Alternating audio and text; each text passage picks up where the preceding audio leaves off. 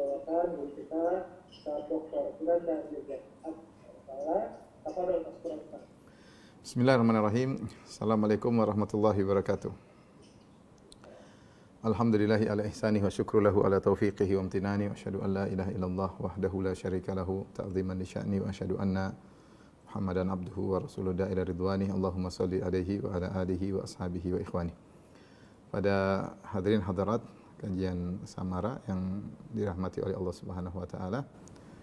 Pada kesempatan kali ini kita akan bahas satu topik yang penting bagi orang-orang yang susah memaafkan ya. Banyak ibu-ibu yang susah memaafkan. Demikian juga sebagian bapak-bapak juga susah memaafkan. Sehingga akhirnya dendam tetap tersimpan di hati. Malas ketemu dengan orang yang menyakiti hatinya. Dan terkadang orang yang dia dendami tersebut terkadang kerabatnya sendiri ya. Terkadang keluarganya sendiri ya. Nah, bagaimana hukum seorang yang mendiamkan temannya atau saudaranya atau kerabatnya gara-gara ada permasalahan kemudian dia tidak mau menyapa orang tersebut ya. Pada kesempatan kali ini kita akan membahas hukum syar'i terkait tema pada kajian kita kali ini. Ikhwan dan akhwat yang dirahmati Allah Subhanahu wa taala, tentunya Islam sebagaimana kita ketahui menganjurkan agar saf-saf kaum muslimin rapi dan teratur dan bersatu, sehingga terlalu banyak dalil yang menganjurkan kita untuk ya, bersatu dan tidak tercerai-berai ya. Seperti firman Allah Subhanahu wa taala, innamal mu'minuna ikhwah, sungguhnya orang-orang beriman adalah saling bersaudara. Dan konsekuensi dari bersaudara yaitu mereka saling bersatu, saling memahami, saling menyayangi. Kata Nabi sallallahu alaihi wasallam, "Matsalul mu'minina fi tawaddihim wa ta'atufihim wa tarahumihim kamatsalil jasadil wahid idza ishtaka minhu 'udhun tada'a sa'irul jasadi bil humma was sahar." Perumpamaan kaum mukminin dalam kasih sayang di antara mereka, dalam saling mencintai, saling lembut di antara mereka. Kata Nabi sallallahu alaihi wasallam, seperti perumpamaan jasad yang satu. Jika salah satu jasad seperti satu tubuh, jika salah satu anggota tubuh sakit, maka yang lain juga akan merasakan sakit, demam dan bahkan tidak bisa tidur ya. Kemudian juga Rasulullah SAW mengatakan bahwasanya al-mu'minun, orang-orang beriman itu kalbunyan yashuddu ba'dhum ba'dha. Kaum mukminin itu adalah seperti bangunan saling menguatkan satu di antara yang lainnya. Makanya disyariatkan bagi laki-laki seperti salat berjamaah agar mereka berkumpul bersatu, saling menyapa. Disyariatkanlah salam ya. Saling menyalami di antara mereka, dengan saling menyalami maka akan hilang berbagai macam penyakit hati, suudzon, dendam ya, apalagi kalau sudah berpelukan, kemudian jabat tangan, dosa-dosa berguguran dengan berjabat tangan tersebut, penyakit-penyakit hati hilang. Ini semua disyariatkan. Senyum ya, la tahqiranna minal ma'rufi syai'an walau an talqa akhaka biwajhin taliq. Jangan kau meremehkan kebaikan sekecil apapun, meskipun hanya tersenyum ketika bertemu dengan saudaramu. Tabassumuka fi wajhi akhika sadaqah. Senyumanmu di hadapan wajah saudaramu adalah sedekah. Dan yang ini sudah sangat banyak ya dalil-dalil akan seperti ini, yang saya rasa ibu-ibu semua sudah pada tahu dan sudah pada hafal ya. Sebaliknya Islam melarang hal-hal yang bisa membuat tercerai-berai. Maka dilaranglah, dalam Al-Qur'an disebutkan larang ghibah, tajasus, cari-cari kesalahan orang, memberi gelar ya, gelaran-gelaran yang buruk ya. Ini semua dilarang. Dalam Al-Qur'an melarang hal tersebut. Kemudian Rasulullah SAW juga mengatakan la tadabaru ya, la tahasadu, jangan saling hasad, wala tadabaru, jangan saling boikot ya, wala tanajashu ya, wala taqata'u, jangan saling mendiamkan ya. Kemudian Rasulullah SAW mengatakan wala yabi' ba'dukum ala bai' akhihi, jangan seorang membeli di atas pembelian saudaranya. Wala yasum ahadukum ala saumi akhihi, jangan seorang menawar di atas penawaran saudaranya. Ya, wala yakhtibir rajula ala khitbati akhihi, jangan seorang melamar di atas lamaran saudaranya. Semua hal yang bisa mengantarkan perpecahan dilarang. Kemudian Rasulullah mengatakan wa kunu ibadallahi ikhwana. Jadilah kalian hamba-hamba Allah yang saling bersaudara. Namun tidak bisa kita pungkiri, namanya manusia, kita terkadang bermasalah dengan orang lain ya. Makanya orang yang sabar dalam bergaul itu orang yang luar biasa. Kata Rasulullah SAW ya, al-muslim alladhi yukhalitun nas wa yasbir ala adahum khairun minal mu'min alladhi la yukhalitun nas wa la yasbir ala adahum. Sampai Nabi SAW menganjurkan interaksi sesama kaum mukminin agar saling bersatu, saling mengenal. Kata Nabi SAW, seorang muslim yang berinteraksi dengan masyarakat dan sabar dengan gangguan mereka lebih afdal daripada seorang mukmin yang menyendiri, yang tidak sabar dengan gangguan manusia di sekitarnya. Ya, ini tidak lain Rasulullah SAW ingin kaum mukminin saling mengenal, saling berinteraksi. Dan namanya pertemanan, namanya interaksi. Kadang-kadang ada hal yang tidak sesuai di hati. Terkadang seorang berbuat zalim kepada kita, terkadang kita masalah sama dia. Dari sinilah kemudian timbul yang namanya mendiamkan. Kalau dalam bahasa istilah syar'inya namanya hajar, ya, hajar, yaitu mendiamkan, memboikot. Ya. Bagaimana hukum memboikot, ya? Kita akan bahas, ya. Secara syar'i mendiamkan, ya.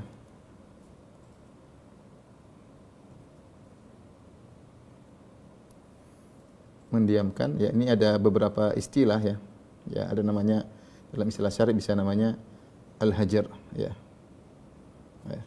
Kemudian juga misalnya at-tadabur, saling balik belakang, atau at-taqatu', ya, saling memutus hubungan. Ya, ini semua makna yang sama. Ya. Rasulullah SAW mengatakan la tadabaru wa la taqatu'u, janganlah kalian saling memutuskan hubungan, janganlah kalian saling balik belakang. Ini hukumnya bagaimana, ya? Al-hajar, ya, bahwasanya atau mendiamkan atau memboikot, ya.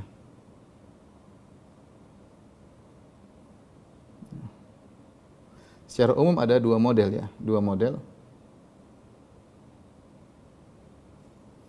Yang pertama, mendiamkan karena urusan duniawi. Karena urusan duniawi. Karena dia ngejek kita misalnya, ya. Karena dia ada masalah dengan kita, masalah duniawi intinya, ya. Salah paham apa yang. Yang kedua, mendiamkan karena agama, ya. Adapun mendiamkan karena agama, ya, ini taruh kita yang pertama, ini yang kedua, ya. Mendiamkan karena agama artinya kita memboikot seorang karena dia melakukan maksiat atau melakukan bid'ah, ya. Itu mendiamkan karena agama, yaitu memboikotnya, ya, memboikotnya karena ia bermaksiat atau melakukan bid'ah.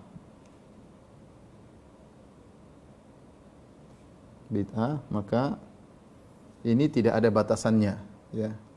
Tidak ada batasannya, tergantung maslahat. Tidak ada batasan hari, namun tergantung maslahat. Gantung maslahat, ya.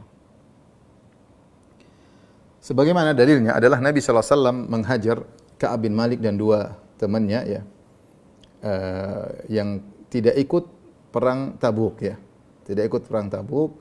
Kemudian ketika Rasulullah SAW pulang dari perang Tabuk, maka orang-orang munafik datang dan mereka menyampaikan, kami punya uzur ya Rasulullah sehingga kami tidak bisa ikut perang Tabuk. Namun tiga orang ini, diantaranya Ka'ab bin Malik, Hilal bin Umayyah, orang ketiga saya lupa namanya, ketiganya datang kepada Nabi dan mereka jujur. Kata mereka, kami tidak punya uzur, tapi kami memang malas waktu itu, ada hal yang buat kami tidak berangkat untuk perang Tabuk. Maka Rasulullah SAW berkata, amma hadza faqad sadaq. Sungguhnya Ka'ab bin Malik sudah jujur. Tunggu sampai keputusan Allah Subhanahu wa taala. Maka selama itu Rasulullah SAW pun memboikot mereka.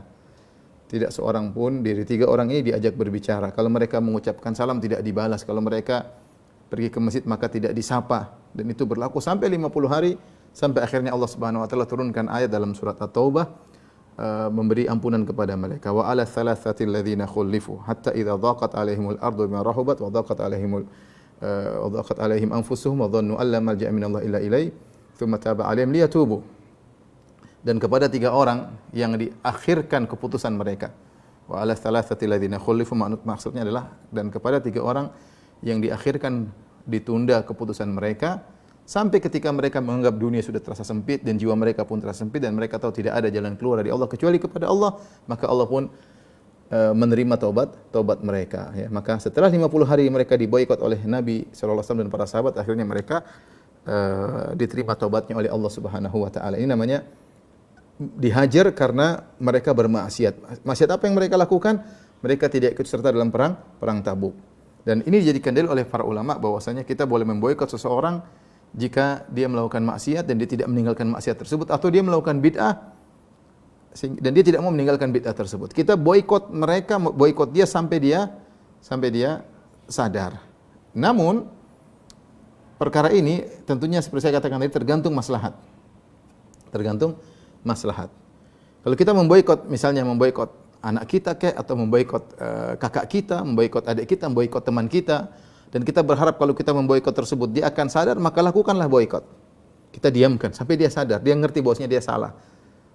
Tapi kalau kita boikot, kita diamkan, dia tambah parah, maka jangan diboikot. Karena masalah hajrul mubtadi atau hajrul asi, memboikot, mendiamkan pelaku bid'ah atau memboikot, mendiamkan pelaku maksiat, ini termasuk dari an-nahyu anil munkar, termasuk dari ingkarul munkar, termasuk dari mengingkari kemungkaran, dan para ulama sepakat bahwasanya mengingkari kemungkaran dibangun di atas maslahat.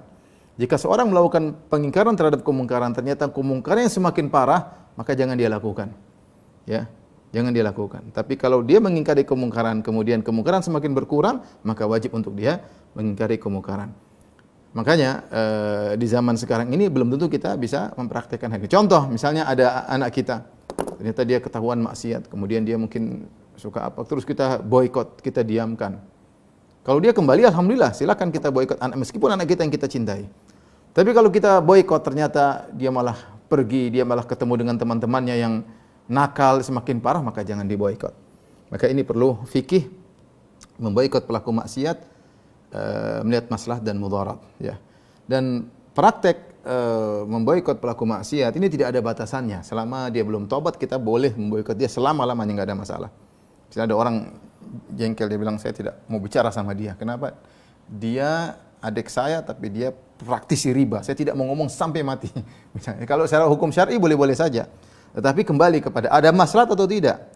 Jangan-jangan dia tidak diajak ngomong sampai seumur hidup, ternyata dia tambah parah, adiknya tambah parah, maka seorang harus cerdas dalam hal ini untuk mendiamkan, memboikot pelaku maksiat, pelaku bid'ah, harus melihat maslahat dan mudarat. Sebagaimana ingkarul munkar, mengingkari kemungkaran dibangun di atas maslahat dan mudarat. Tidak semua kemungkaran lantas kita ingkari tanpa menimbang maslahat dan mudarat.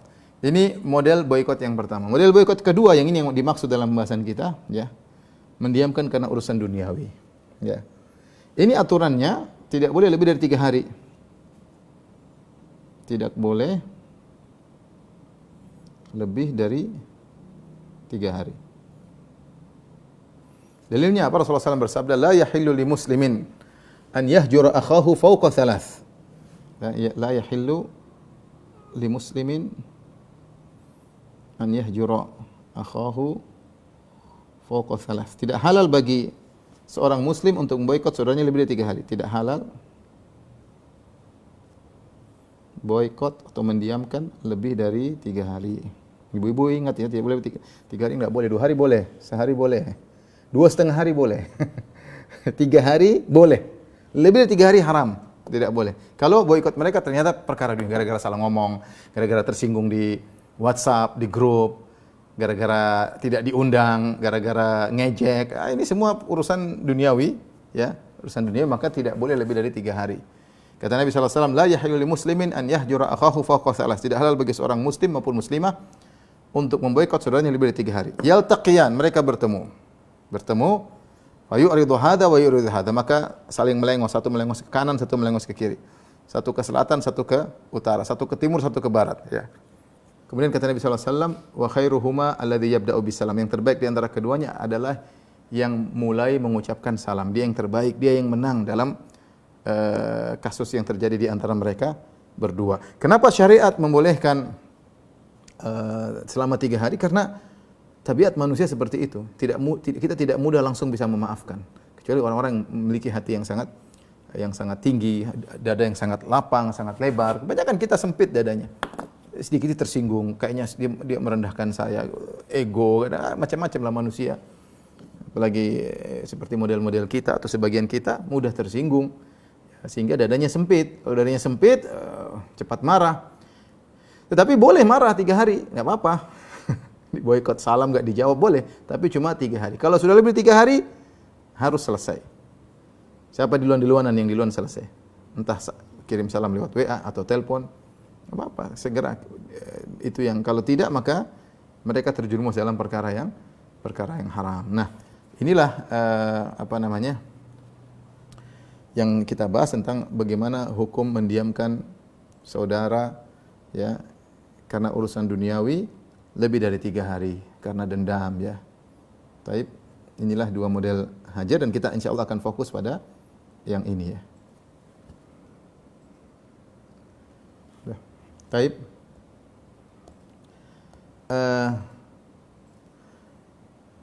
Terkait hukum-hukum terkait mendiamkan lebih dari 3 hari. Ya. Baik.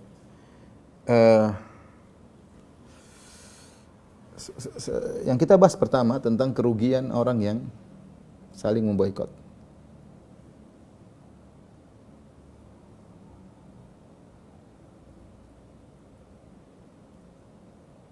Boikot.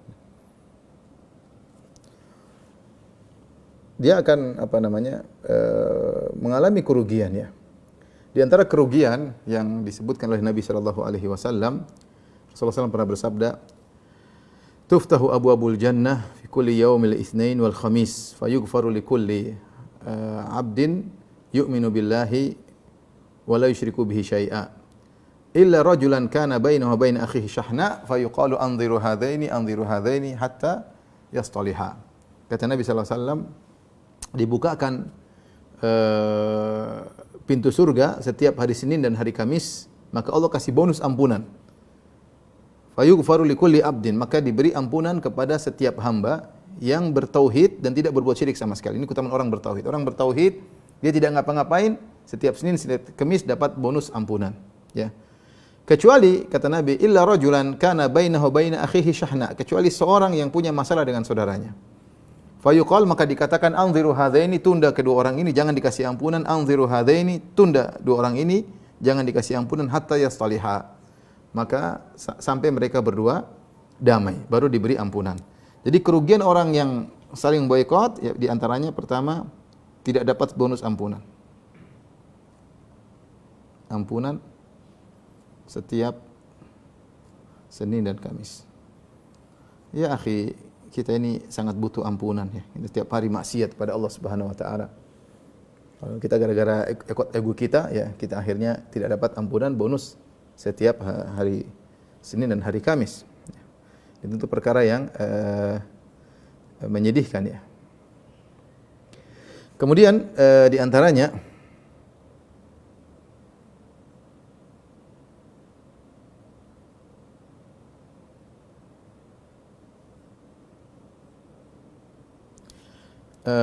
Rasulullah SAW menjelaskan jika boikotnya sampai setahun bisa menjadi dosa besar,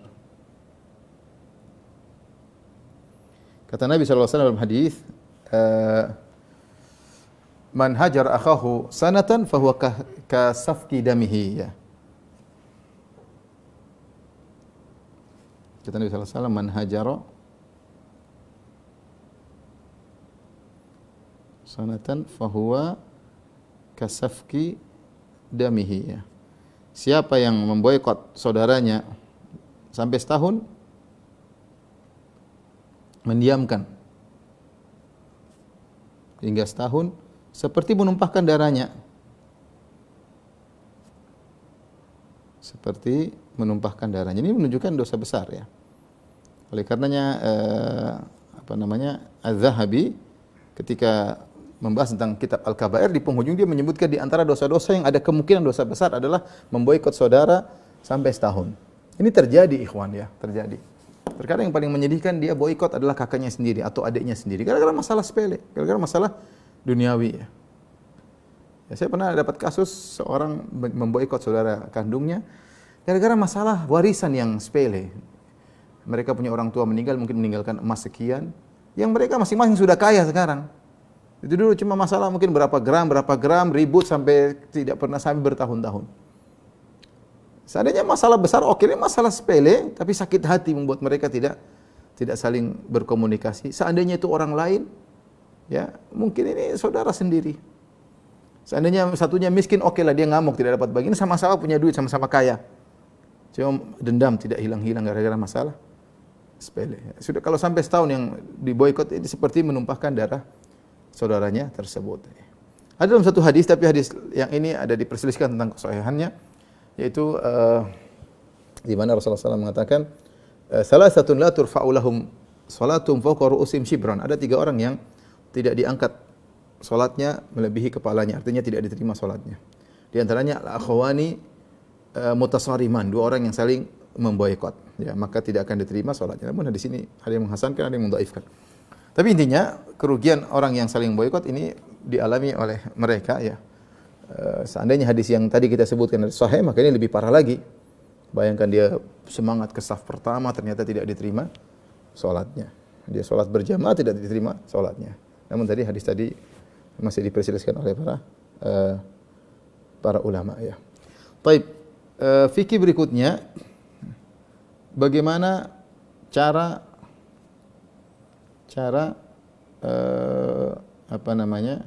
membatalkan pemboikotan.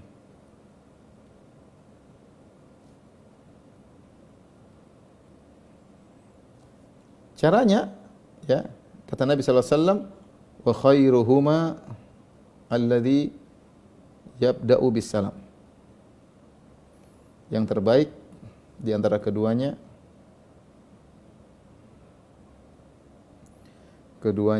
yang memulai salam. Dalam sebagian riwayat Nabi sallallahu alaihi wasallam mengatakan, jika sudah lewat 3 hari, falyalqihi, maka hendaknya dia datang ke saudaranya dan dia mengucapkan salam. Tidak ada cara lain kecuali mengucapkan salam, ya. Maka ada khilaf di kalangan para ulama tentang masalah ini. Apakah maksudnya hanya sekedar memberi salam ataukah harus kembali seperti sedia kala? Kita ambil zahir hadis. Zahir hadis yang penting adalah memulai salam. Kalau sudah ada salam di antara mereka, selesai. Tidak harus persahabatan kembali seperti dulu, memang sulit, ya. Kalau bisa kembali seperti itu yang terbaik. Tapi manusia siapa yang bisa seperti itu? Seperti kata orang, hati kalau sudah gelas kalau sudah pecah, mau disambung lagi retak-retaknya susah, pasti masih ada bekas retakannya. Hati pun demikian, kalau sudah retak sulit untuk dikembalikan. Tetapi yang penting siapa yang mulai salam maka dia sudah lepas daripada keharaman tersebut. Sudah lebih dari 3 hari. Hari keempat, hari kelima, kalau lebih 3 hari segera dia mulai memberi salam. Dan Rasulullah SAW mengatakan wa khairuhuma, yang terbaik di antara keduanya adalah alladzi yabda'u bisalam, yang mulai memberi salam. Rasulullah SAW tidak mengatakan yang terbaik di antara keduanya adalah yang ngaku salah, yang salah kemudian mengaku salah. Rasulullah tidak bicara mana yang salah, mana yang benar. Rasulullah SAW mengatakan yang terbaik adalah yang pertama kali memberi salam. Apakah status Anda sebagai pihak yang benar atau pihak yang salah? Yang pertama memberikan salam, dia yang terbaik. Kenapa? Dia mengalahkan egonya. Dia mengalahkan godaan syaitan yang ingin memecah belah di antara kaum muslimin, di antara dia dan kakaknya, di antara dia dan adiknya, di antara dia dengan tetangganya, di antara dia dengan teman lamanya. Dia mulai memberi salam. Ya, memberi salam tersebut, dia datang ketemu dengan orangnya, maka itu yang terbaik. Ya, Assalamualaikum warahmatullahi wabarakatuh. Kalau bisa saling maafkan yang terbaik, ya. Kalau dia sudah memberi salam dan yang sana cuek, ya sudah, bukan urusan dia, ya. Ya, yang penting dia sudah mulai memberi salam, ya. Atau dia memberi salam, dia telepon misalnya. Artinya dia berusaha untuk memulai salam, maka dia sudah lepas daripada pemboikotan tersebut, ya. Yang penting dia mulai terlebih dahulu. Dan kalau ada saudaranya mulai, hendaknya dia sambut, ya. Taib, ini terkait dengan masalah mendiamkan lebih dari 3 hari. Pembahasan yang lebih penting lagi, yang kedua adalah cara untuk menghilangkan dendam ini yang susah ini. Baik. Bagaimana caranya? Sebelumnya timbul pertanyaan, Ustadz, apakah, ini kita bicara secara hukum fikih, Ustadz, apakah wajib bagi kita memaafkan orang yang menzalimi kita? Taruhlah sekarang kita merasa kita di posisi yang benar, dia yang zalim. Dia yang cari gara-gara, dia yang mengejek saya, dia yang begini saya, ya. Dia yang mulai memboikot, ya. Dan dia yang begini, yang begini, ya, dia harusnya minta maaf sama saya. Baik. Tentunya orang yang berbuat zalim hendaknya dia minta maaf, kalau tidak dia dapat masalah di akhirat kelak, ya. Orang yang berbuat zalim, ya kata Nabi sallallahu alaihi wasallam, "Az-zulmu dzulumatun yaumal qiyamah." Berbuat zalim adalah menimbulkan kegelapan yang bertubi-tubi pada hari kiamat kelak. Kegelapan yang bertubi-tubi tersebut ditafsirkan dengan dua tafsiran. Tafsiran pertama yaitu menggambarkan tentang kesulitan akan dihadapi di hari kiamat kelak, mulai dibangkitkan di padang mahsyar dia akan mengalami kesulitan. Ketika dihisab dia akan mengalami kesulitan. Ketika di mizan dia akan mengalami kesulitan.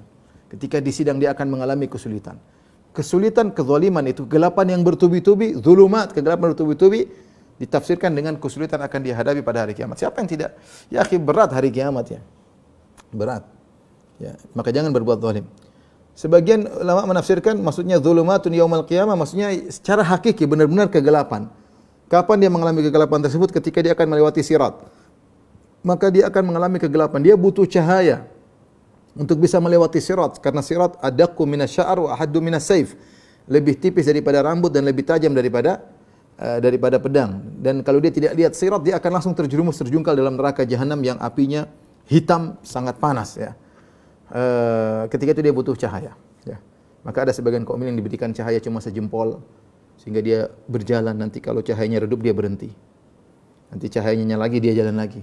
Ada orang mukmin yang cahayanya sempurna, besar seperti gunung, ada yang seperti pohon korma. Ketika itu orang beriman berdoa, Rabbana atmim lana nurana waghfir lana, ya Rabb kami sempurnakanlah cahaya kami. Orang munafik dikasih cahaya kemudian dihilangkan cahayanya. Nah, orang yang berbuat zalim dia akan mengalami kegelapan pada saat tersebut. Itu adalah ujian terakhir antara masuk surga atau masuk neraka ketika melewati sirat. Di saat dia butuh untuk selamat, justru dia dikasih kegelapan oleh Allah Subhanahu wa taala, maka binasalah dia. Maka jangan berbuat zalim kepada orang lain. Ini perkara yang sangat berat. Kalau seorang berbuat zalim, segera minta maaf kepada orang yang dia zalimi. Ya. Segera minta maaf kepada orang yang dia zalimi. Dan ini sangat penting bagi kita semua. Coba kita cek kehidupan kita ini, siapa yang orang kita zalim. Segera kita minta maaf, mungkin dengan kata-kata kita pernah menghinanya atau dengan fisik ya. Saya kenal dulu ada teman saya di sekitar tahun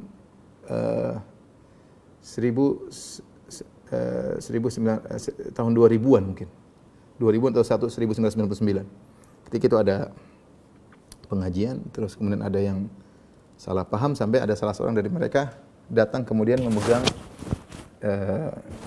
kerah baju kawan saya tersebut, mau dipukul, dipegang kayak gini. Itu kejadian tahun 1999 kalau tidak salah, tahun 2000 sekitar gitu. Kemudian lewat berlalu. Kemudian pas kemarin corona, orang yang pegang begini dia meninggal dunia ya.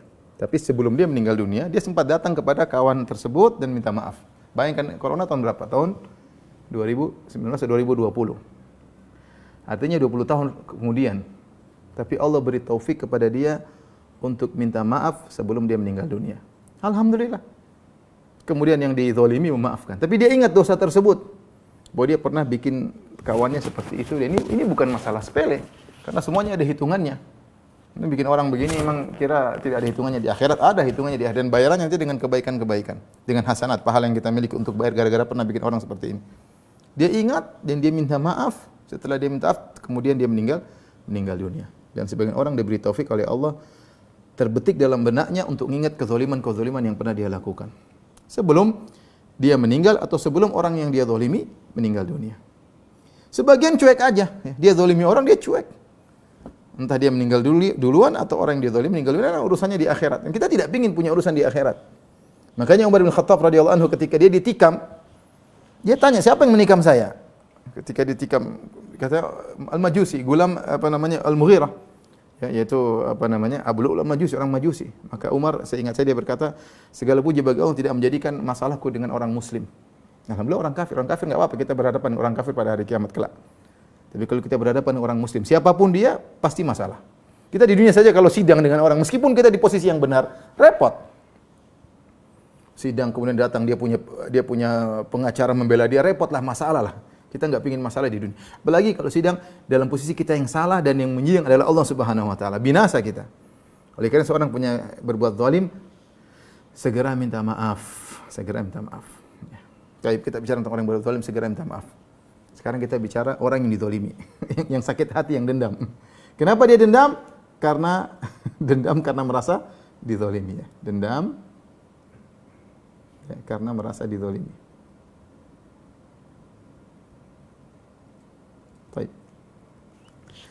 Akhirnya kita bahas pertama, apakah wajib bagi orang dizalimi untuk memaafkan? Apakah dia boleh menyimpan dendamnya sampai mati? ini saya ingin dendam, saya diamkan, pokoknya dia yang dosa, dia yang bikin masalah, saya diamkan sampai hari kiamat kita ketemu. Ya. Apakah dia wajib untuk memaafkan? Maka ini dibahas oleh para ulama. Dalil-dalil menunjukkan bahwasanya seorang tidak wajib memaafkan. Karena benar memaafkan itu yang terbaik. Tapi kalau bicara apakah wajib memaafkan? Jawabannya tidak. Allah Subhanahu wa taala mengatakan wa jazaa'u sayyi'atin sayyi'atun mithluha. Balasan keburukan adalah keburukan seperti dia boleh membalas sebagaimana keburukan yang dia alami. Ya. Faman afa wa aslaha fa ajru 'ala Allah. Tapi memaafkan itu lebih baik. Ya, tapi boleh membalas, ya. Kata Allah wa in aqabtum fa aqibu bimithli ma uqibtum bi. Kalau kalian membalas maka balaslah sebagaimana kalian dizalimi. Boleh membalas setimpal, boleh. Kemudian juga Allah Subhanahu wa taala berfirman, "Faman i'tada 'alaikum fa'tadu 'alaihi bimithli ma i'tada 'alaikum." Siapa yang buat kezaliman kepada kalian, maka balaslah setimpal seperti apa yang kezaliman yang dia lakukan kepada kalian. Jadi dalil menunjukkan bahwasanya seorang boleh saja tidak membalas dendam. Adapun hadis-hadis ya bahwasanya wajib memaafkan kalau ada orang yang minta maaf, maka hadis-hadisnya semua dhaif maupun maudhu, ya. Bertentangan dengan ayat-ayat. Ayat-ayat menjelaskan boleh untuk apa? Boleh untuk membalas, ya.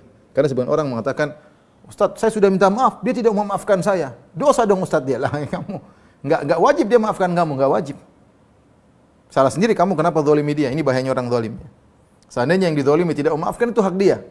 Adapun hadis-hadis yang mengatakan wajib memaafkan dhaif semuanya. Seperti dalam hadis ya, Rasulullah SAW bersabda, "Man i'tadhara ila akhihi bi ma'dhiratin falam yaqbalha kana alaihi mithlu khati'ati sahibi maksin." Barang siapa yang saudaranya minta maaf kepada dia kemudian dia tidak maafkan, maka dia berdosa seperti dosa pemungut pajak. Ya, dosa besar, tapi hadisnya dhaif, ya. Kemudian hadis yang lain misalnya dari Aisyah radhiyallahu taala anha, ya. Rasulullah SAW bersabda, "Man i'tadzara ila akhihi al-muslim min syai'in balaghahu anhu falam yaqbal udhrahu lam yarid alayya al-haud." Siapa yang saudaranya datang minta maaf atas masalah, ya, kemudian dia tidak maafkan, maka dia tidak akan datang ke telagaku pada hari kiamat. Hadisnya hadis maudhu, ya, atau hadis dhaif, ya. Ya, di situ ada perawi yang kadzdzab, hadis palsu, ya. Intinya hadis-hadis ini secara lafalnya, secara sanadnya palsu atau dhaif, dan secara matannya bertentangan dengan ayat-ayat yang membolehkan seorang tidak memaafkan. Dari sini saya tekankan lagi kepada orang yang berbuat zalim, ya. Jangan lupa untuk minta maaf. Mungkin dia tidak maafkan kamu sekarang, tapi mungkin tahun depan, dua tahun lagi, manusia apalagi orang Indonesia mudah memaafkan, bukan tipe pendendam. Dia dendam sekarang, mungkin kondisinya lagi tidak nyaman, nanti mungkin dia lagi nyaman, 2 tahun kemudian, 3 tahun kemudian datang minta maaf sama dia.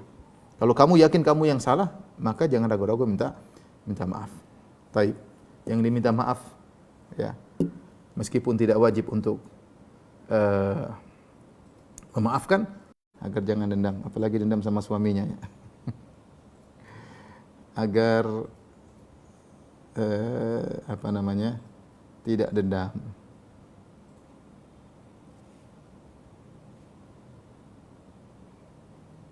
Baik. Orang yang dizalimi ada 3 pilihannya. Orang yang dizalimi boleh melakukan salah satu dari perkara-perkara ini.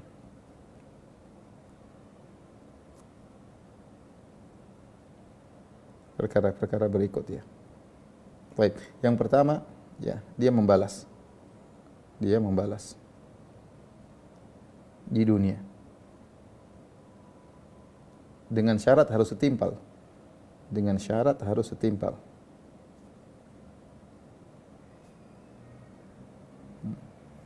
Jika berlebihan dia yang berdosa. Berlebih maka dia yang zalim. Dan susah seorang membalas setimpal, sulit. Orang biasanya kalau membalas berlebihan. Makanya kalau dia membalas berlebihan, dia yang zalim sekarang. Orang yang tadi zalimi dia malah terzalimi. Ya, ini sering saya sampaikan. Misalnya ada seorang mengatakan kepada dia, kamu anjing. Ya, kemudian dia balas, kamu anjing, bapakmu juga anjingmu. Ini dia yang dosa sekarang. Karena dia melebihi. Tapi kalau dia balas sesama, dia balas semua dosanya kepada orang yang memulai. Kata Nabi SAW, al-mustabban alal badi. Kalau ada dua orang saling mencaci maki, maka dosanya kembali kepada yang pertama yang memulai. Ini bilang anjing, ini anjing juga, ini babi juga, nah ini monyet juga, ini tomat juga. Semua dosa anjing, babi, monyet, tomat semuanya kembali kepada yang pertama. Selama dia tidak melampaui batas. Kapan dia melampaui batas, maka dia berdosa karena dia membalas lebih dari kezaliman tersebut. Nah, untuk membalas dengan setimpal tidak mudah. Kita manusia sulit untuk mengatur hati. Tapi dia boleh balas dengan setimpal. Kemudian yang kedua, dia tidak memaafkan, tapi dia ingin ya orang tersebut dibalas di akhirat, dibalas atau disiksa di akhirat.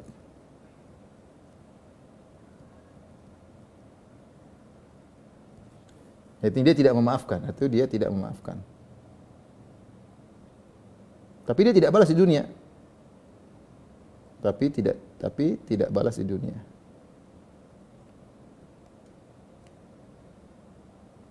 Dia hanya bilang, mungkin dia tidak mampu untuk membalas. Dia bilang, ya Allah, saya serahkan urusan dia kepada Engkau, ya Allah. Azablah dia di akhirat kelak. Misalnya dia berdoa dengan demikian, atau dia mengatakan, ya Allah, balaslah sesuai dengan yang pantas bagi dia. Artinya dia tidak membalas. Dia bilang maki-maki, dia diam aja. Tapi dia tidak maafkan dan dia dendam. Ini orang yang dendam. Sampai karena dia dizalimi. Sampai hari kiamat dia ingin orang ini disiksa atau dibalas oleh Allah Subhanahu wa taala. Apakah dia beruntung ketika dia beruntung? Orang ini beruntung. Beruntung kenapa? Dia tetap untung. Kenapa untung? Pertama, dia puas orang yang menzalimi, ya. Dia puas orang yang menzaliminya dapat hukuman. Orang yang menzaliminya dihukum. Dia puas. Oh, ini dunia dulu suka menzalimi saya, di akhirat Allah balas dan dia lihat dan dia senang. Ya, makanya pada hari kiamat kelak ketika Allah menyidang, orang yang zalim dan dizalimi saling datang. Kata Nabi SAW, awwalu ma yuqda yaumal qiyamah fid dima. Yang pertama kali Allah sidang pada hari kiamat masalah darah. Maka orang yang terbunuh, dia akan tarik orang yang membunuh dia sambil bawa kepalanya yang berlumuran darah, dia tarik orang yang membunuhnya, dia mengatakan, ya Rabbi hadza qad qatalani. Ya Allah, ini orang telah membunuh saya. Maka Allah sidang ketika itu. Ya. Ini kalau dilihat dibalas oleh Allah, dia senang, ya, puas, bahagia. Ya. Yang kedua,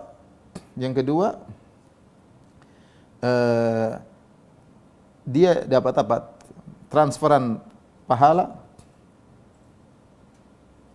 dari orang yang zalimi, atau dosanya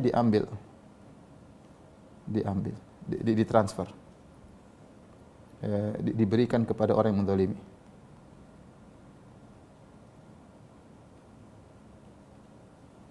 Jadi ketika di akhirat kelak, sebagaimana dalam hadis tentang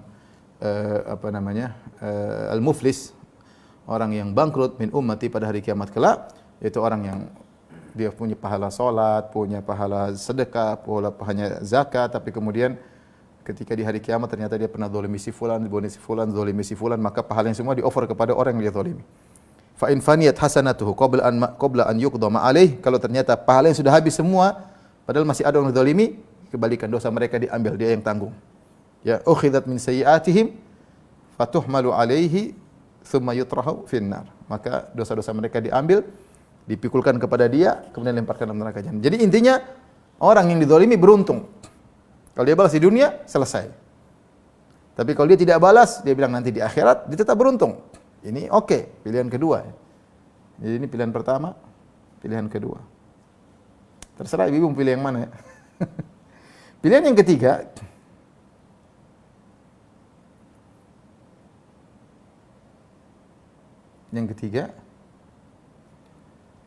dia maafkan di dunia. Dia maafkan.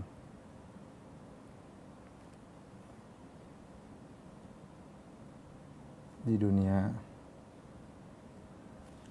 Ini yang terbaik. Ini yang terbaik. Ini yang terbaik. Kenapa terbaik? Karena ada keuntungan dunia, keuntungan akhirat. Ya, keuntungan di dunia, di akhirat. Baik. Di dunia, apa keuntungan yang didapatkan? Dia tentram, hati tenang. Tenang ya, tidak darah tinggi, tidak kolesterol naik karena benar. Itu lihat coba nonton dokter-dokter cerita, saya kemarin nonton tentang masalah jantung koroner ya. Kenapa? Ketika seorang stres, ini ternyata sebab yang di luar dugaan. Orang menyangka biasanya orang kalau kena ini karena inilah, karena kolesterol lah, karena apa. Tapi ternyata di antara faktor yang sangat kuat adalah stres, jengkel, dendam. Ini merubah sel-sel dalam tubuh sehingga akhirnya membuat orang mudah untuk terkena macam-macam ya. Oleh karenanya ketika orang di dunia dia memaafkan, dia tenang, tentram. Dia bisa ngobrol sama anak istri, dia bisa bercanda sama teman-temannya. Dia maafkan, sudah selesai. Ya, dia maafkan. Karena dia tahu bahwasanya ya ini sudah takdir. Ini mungkin karena dosa-dosa saya. Dan dia tenang, dia bisa bercanda dengan anak istrinya. Tapi kalau coba dia tidak memaafkan, pulang muka ngambek sama suami diomel-omelin, anak diomelin, kerja bisa enggak beres karena dendam yang tidak pernah terlampiaskan. Ya. Dia bilang nanti hari kiamat saya akan ini seperti ini. Dia sengsara ya. Tapi kalau dia maafkan, dia dapat keuntungan duniawi, hati tenang. Kemudian yang kedua, derajatnya semakin naik. Semakin naik. Kata Nabi SAW, Rasulullah SAW bersumpah tentang 3 perkara, di antaranya wa ma zada al-abda bi afwin illa izzan. Tidaklah seorang hamba yang maafkan kecuali semakin mulia. Dia semakin mulia. Bahkan mulia di mata musuhnya yang dia maafkan. Ini sudah aturan ilahi, aturan langit seperti itu. Orang yang mudah maafkan dia akan dimuliakan oleh Allah Subhanahu wa taala. Meskipun secara zahirnya, kamu maafkan apa begitu, kamu rendah, kamu kalah, jangan maafkan, enggak, maafkan karena Allah Subhanahu wa taala, maka dia akan dinaikkan oleh Allah Subhanahu wa taala. Kemudian yang menakjubkan terkadang musuhnya bisa jadi kawan.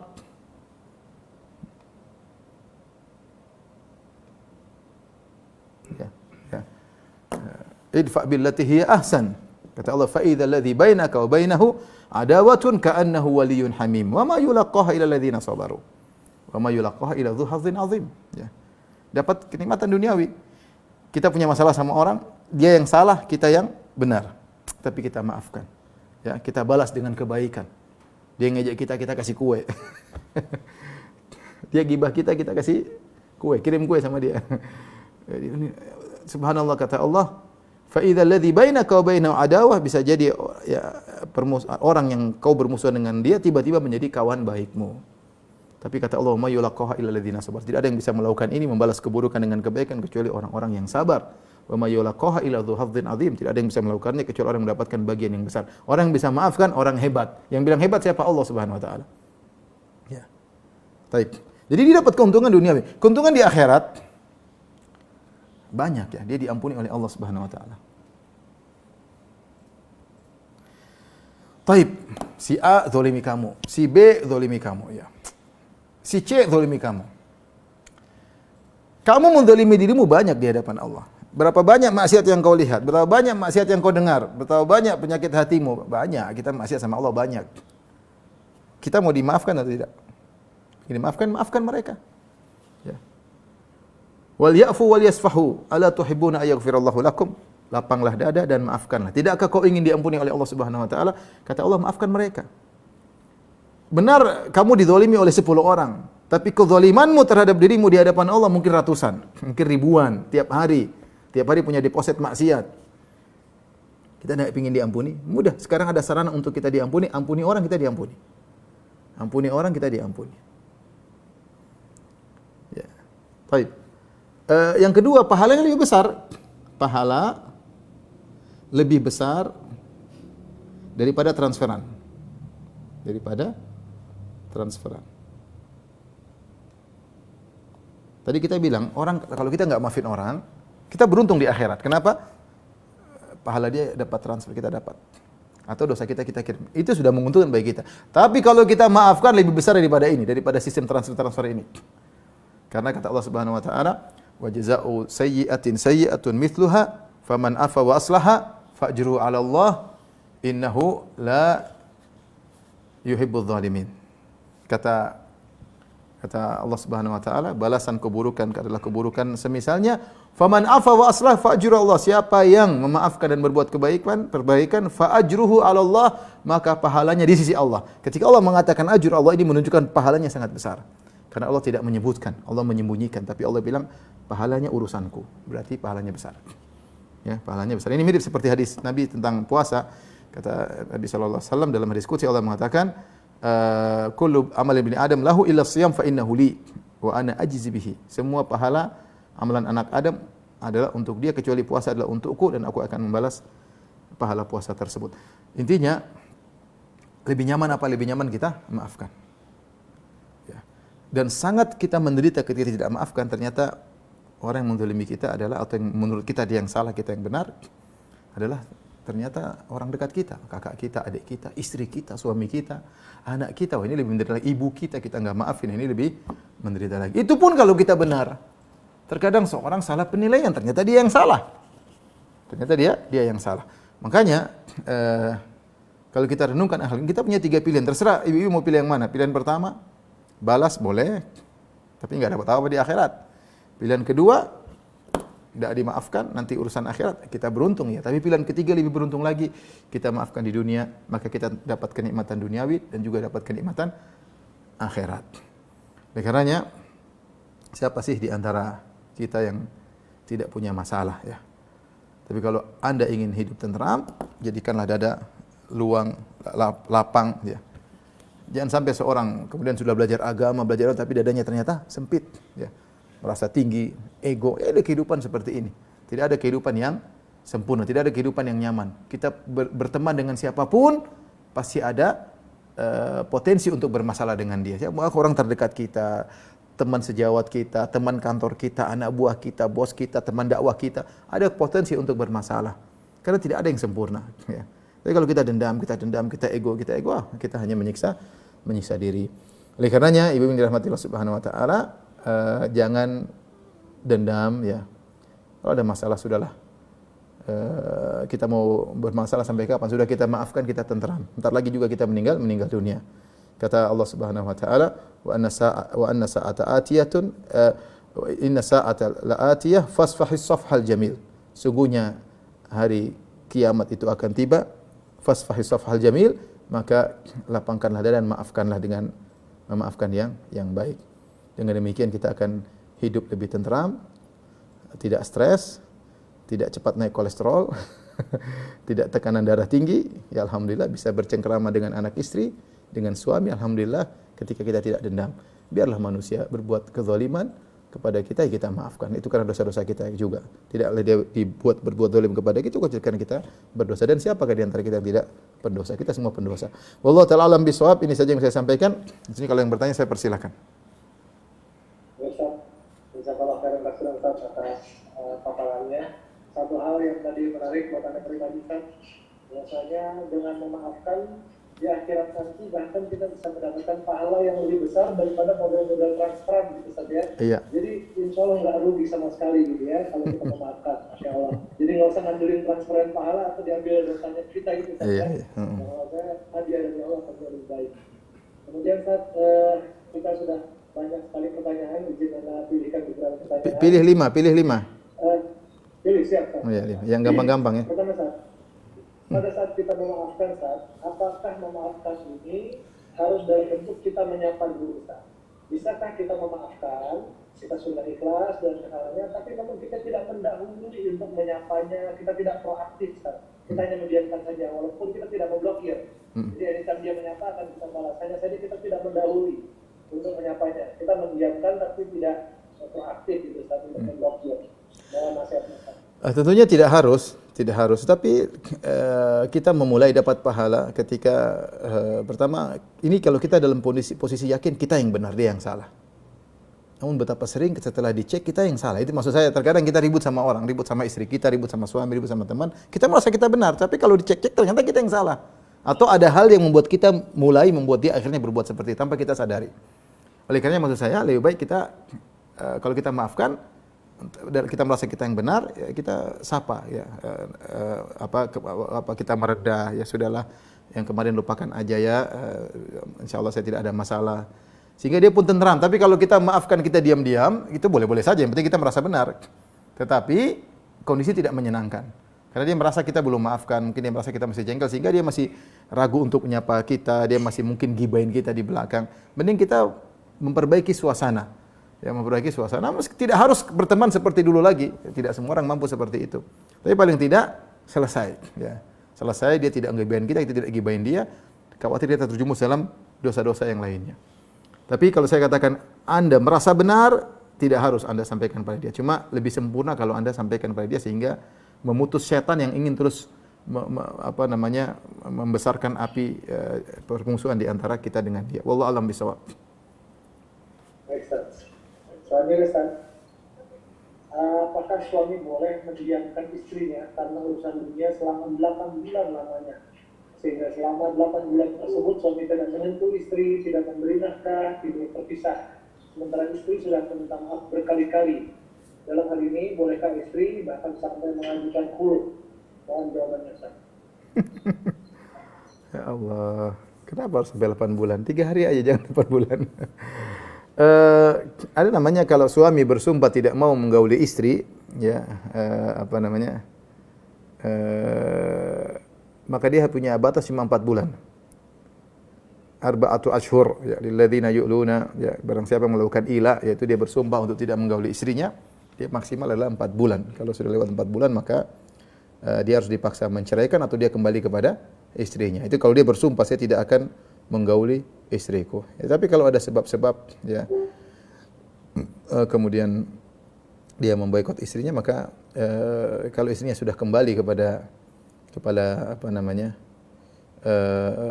kepada jalan yang baik, maka dia harus balik. Allah berfirman dalam Al-Qur'an, wallati takhafuna nusyuzahunna fa'idhuhunna wahjuruhunna fil madhaji' wadribuhun fa in ata'nakum fala tabghu 'alaihinna sabila innallaha kana 'aliyan kabira. Kata Allah Subhanahu wa taala, dan wanita-wanita atau istri-istri yang kalian merasa telah melakukan nusyuz, yaitu membangkang, bandel, atau tidak nurut, maka fa'idhuhunna, nasihati. Kalau nasihati tidak mengena, wahjuruhunna fil madhaji', yaitu boikot dia. Diboikot di tempat tidur, jangan keluar rumah ya, berusaha di dalam rumah saja. Dalam hadis Rasulullah mengatakan, wala tahjur ilal fil bait, janganlah kau memboikot istrimu kecuali kau dalam rumah.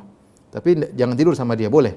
Ya, kalau dia tidak tobat juga masih tetap membangkang, angkat suara masih, maka wadribuhun, pukul dengan dorban ghair mubarrih, pukulan yang tidak memberi bekas. Pukulan ta'dib, bukan pukulan balas dendam ya. Bukan pukulan sampai memar, sampai merubah wajah, enggak, tapi pukulan yang mendidik. Kata Allah, fa in ata'nakum, kalau mereka taat setelah kau melakukan salah satu dari 3 ini, fala tabghu alaihinna sabila, maka jangan cari-cari masalah lagi. Ingat, innallaha kana 'aliyan kabira, sesungguhnya Allah Maha Tinggi, Allah Maha Besar. Maka kata para ulama, kalau istri sudah baik, maka jangan cari masalah ya. Perguliah kembali baik kepada dia. Wanita seperti itu ya.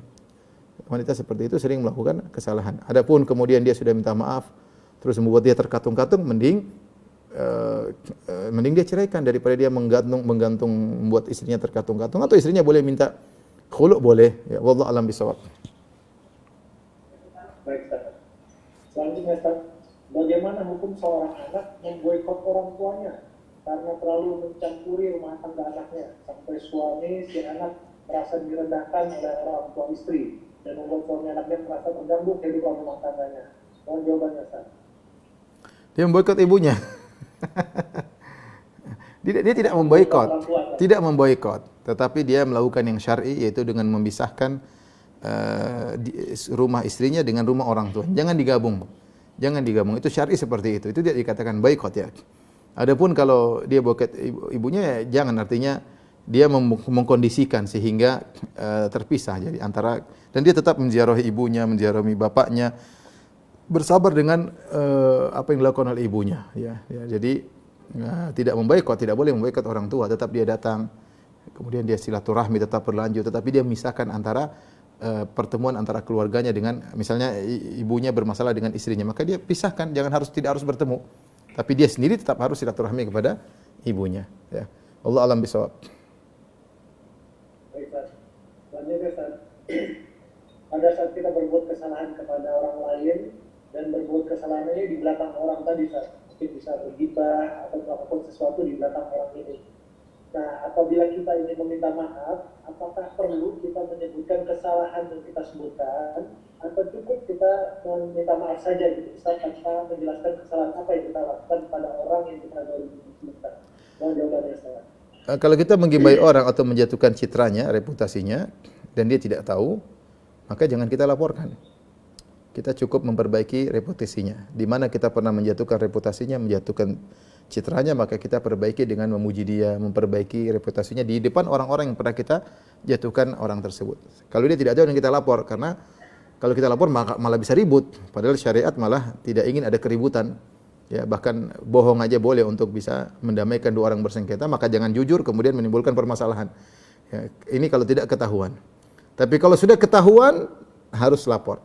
Kalau sudah ketahuan kita gibahi dia, maka kita harus datang kepada dia minta dihalalkan. Ya, tapi kalau dia tidak ketahuan, maka kita caranya dengan ya kita beristighfar dan mohon ampunan juga buat dia dengan kita memperbaiki reputasi orang dia yang pernah kita coreng reputasinya. Wallahu a'lam bishawab. Selanjutnya, Ustaz, bagaimana kita menyikapi wanita lain yang menjadi penggoda suami, Ustaz? Ini kalau kita memboikot, atau kita melakukan balasan, atau kita bersikap tidak baik kepada orang yang jelas-jelas sudah mengganggu hubungan rumah tangga, apakah itu dijelaskan atau ada cara lain, Ustaz? Dia menggoda suami. Ya, laporlah kayak gitu. Pertama, suaminya dinasihati, ya. Ini maksiat. Ini maksiat. Yang kedua, wanita tersebut juga dinasihati. Bukan begini cara yang syar'i menggoda suami orang, ya. Ini tidak seperti ini. Ini cara yang tidak benar, ya. Cara rendahan, ya. Wanita itu dicari, bukan menggoda suami orang, ya. Nasihati.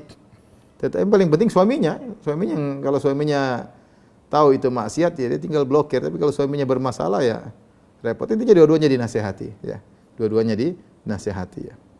Kecuali suaminya dengan cara yang benar, ya itu ya urusan lain, ya. Tapi kalau cara tadi menggoda-goda itu tidak benar tentunya, ya. Cara seperti itu tidak benar, ya. Wallahu a'lam bishawab. Mungkin yang terakhir. Baik, Ustaz. Bolehkah mendiamkan salah satu saudara dan menghindari silaturahimnya dengan tidak ada sakit hati atau dendam, tapi semata-mata karena orang ini beda agama dan dia suka menggunakan anjing dan memeluknya? Hanya ingin menghindari supaya saya tidak harus bersalaman dengannya karena khawatir najis yang menempel di tangannya. Kalau seorang selain yang beda agama, maka tidak wajib untuk disambung silaturahmi kecuali ayah dan ibu. Kalau ayah ibu kita kafir misalnya, tetap wajib nyambung silaturahmi. Tapi kalau selain ayah ibu, paman, kakak, adik, maka tidak wajib sambung silaturahmi. Artinya kita boleh mendiamkan, memboikot, boleh-boleh saja. Tapi ini semua kembali kepada maslahat, ya. Apa masalah yang kita memboikot saudara kita orang kafir? Khawatir dia salah paham tentang Islam, ya. Lebih baik kita berbuat baik kepada dia. Tapi kalau ada alasan-alasan tertentu membuat kita agak menjauh, maka tidak jadi masalah, ya. Dan kita tidak berdosa karena tadi yang wajib disambung silaturahmi adalah ayah dan ibu yang kafir. Adapun selain ayah ibu maka tidak wajib, hanya dianjurkan, disunahkan jika memang ada maslahatnya. Wallahu ta'ala alam bisawab. Demikian saja apa yang saya sampaikan. Kalau bisa mohon maaf. Wabillahi taufiq wal hidayah. Assalamualaikum warahmatullahi wabarakatuh.